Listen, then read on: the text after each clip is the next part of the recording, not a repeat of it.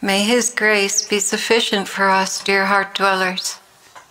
As reports come in about the suffering of a few souls close to us on the channel, my heart was so grieved and wanting in some way to make a difference. I did have a communion service for them, as well as prayer, but I cried myself to sleep. Later I asked the Lord, how do you bear the pain of it? Only a handful around me that are truly suffering, and my heart is breaking for them. Lord, how do you stand it? All around the world, voices crying out in agony. And you created them from little babies and have been with them on this journey, and now they suffer almost unbearably. How do you take this, Lord? Were I to let you see it all at once, you would cease to exist in this form. I take it with great pain and suffering, for I love each and everyone as myself, and cannot bear to see sickness and death. Interesting note about that. The Lord saying He loves each of us as He loves Himself, and that's what the scriptures command. And in John, the Lord said, you shall love your neighbor as yourself. That's John 13:34. So here He's asking us to do what He did for us when He gave His life on Calvary. He did not love His own life more than us. Boy, I'll tell you, the enemy doesn't want this message out. I've had nothing but interruptions, probably 4 now that I've counted, and I've had to re-record. So this must be a pretty important message. Jesus continued, and yet this is the consequence of sin, generations of sin. Here He's talking about sickness and disease, and degeneration because of sin. You see, sin carries with it a wavelength that is highly destructive to created matter and souls. And so a world full of sin is continually bringing decay to this earth, which began as a perfect Eden, where there was no death. Interesting note here, dark matter is the energy associated with demons, hell, and CERN, and it's extremely powerful. We found that to be true, that it's so very powerful for inciting people to just go mad with anger and destructive tendencies. So He's talking here about a wavelength, and I would guess that's like the dark matter wavelength that CERN has unleashed. Adam and Eve had the deed, so to speak, He says, and when they chose to believe Satan's lies against me, they signed it over to his influence. He knew very well what he was doing when he tempted Eve to sin.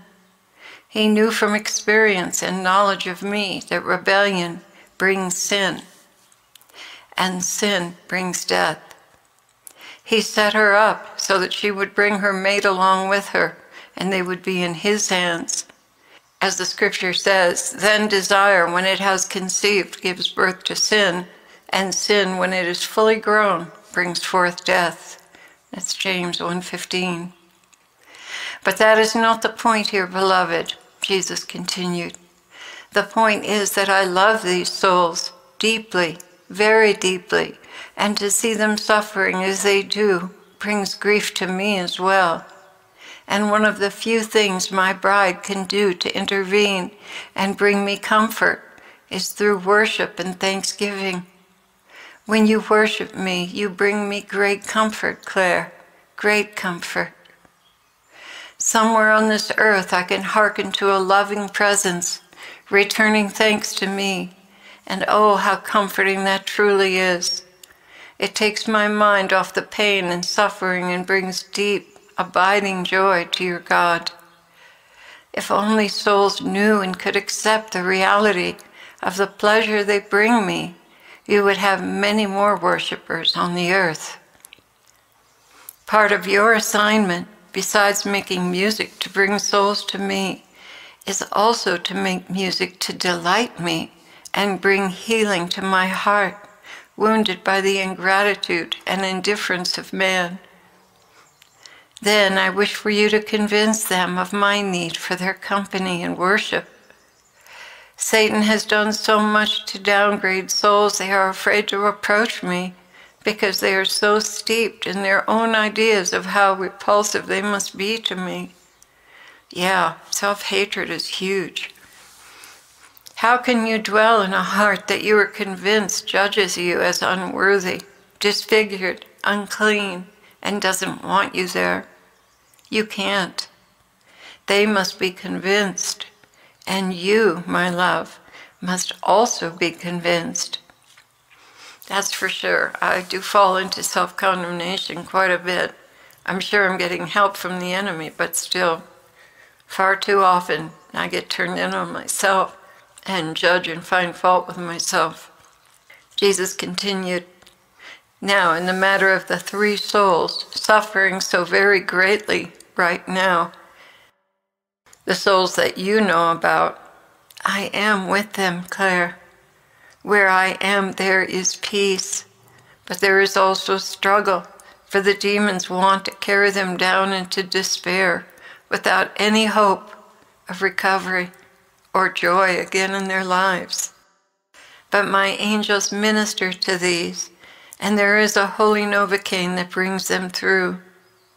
Nevertheless, it is far from pleasant at certain moments, as you experienced with Ezekiel in the hospital. And I still experience with him as a victim soul. And today the Lord said to him, my grace is sufficient for you. So that's the answer we get sometimes when the Lord doesn't want to relieve a soul of suffering, but needs their offering. That his grace is sufficient for us, and truly it is. He continued, the gift you and others have been given is double-faceted. One facet generates love, worship, thanksgiving to my wounded heart from my creatures, especially those made in our image. But even the birds and the whales cry out in worship to me. The other facet generates my solidarity, my compassion, unconditional love, mercy, delight, and affection for every creature I've made. In the center of this gem is my spirit flowing abundantly from the living waters of heaven for these very purposes. So yes, in a way, worship comes from me, as does any fruit of the Spirit generated in a soul. I am no respecter of persons.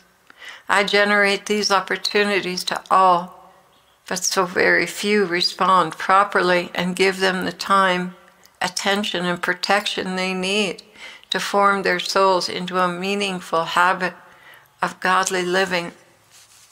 But for those who do, they become my priests and ministers, bringing the light of truth to this earth through their relationship with me.